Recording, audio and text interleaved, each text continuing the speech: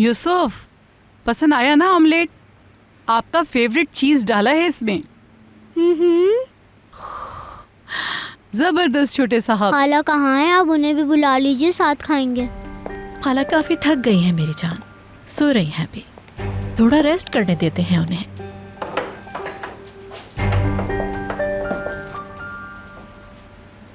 अदालत, लड़की को उसके बहन के रूम में क्यों नहीं रखा?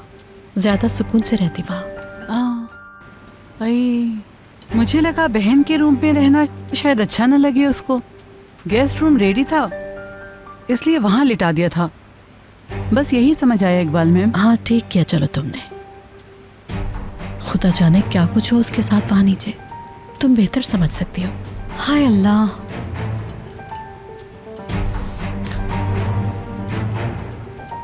यूसुफ डार्लिंग, कैसे हो बेटा अब तुम? लगी तो नहीं थी ना तुम्हें? नहीं तो, मगर वहाँ बहुत धुआं था। मुझे इतनी खांसी हो रही थी, सांस भी नहीं आ रहा था। ओह, अल्लाह ने करम किया। मेरी आंटी थी वहाँ, उन्होंने मुझे प्रोटेक्ट किया, अपना स्वेटर दिया जिससे मैं मुंह ढाक लूँ। फिर वो दरवाजे के पास गई, बहुत कोशिश की कि कोई हमारी मदद कर ले। वो बार बार ज़मीन को अपनी उंगलियों से खोदे जा रही थी। उनके हाथों से बहुत खून निकला, बहुत दर्द हो रहा था उन्हें।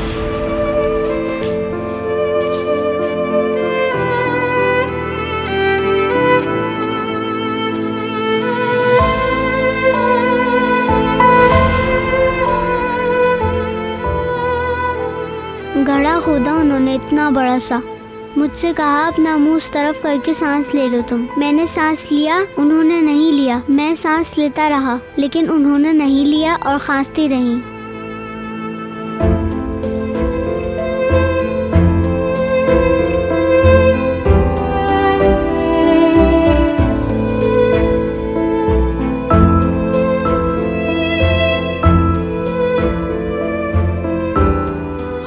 खाला भांजी के साथ क्या हो गया? मगर डरे तो नहीं ना तुम शहजादे? मैं किसी चीज से भी नहीं डरता क्योंकि चचा से प्रॉमिस किया है।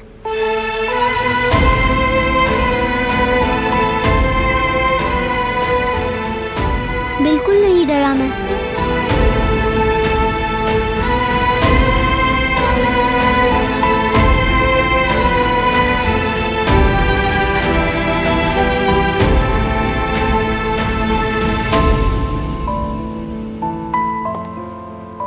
भाई माशाअल्लाह, कितनी अच्छी आंटी हैं।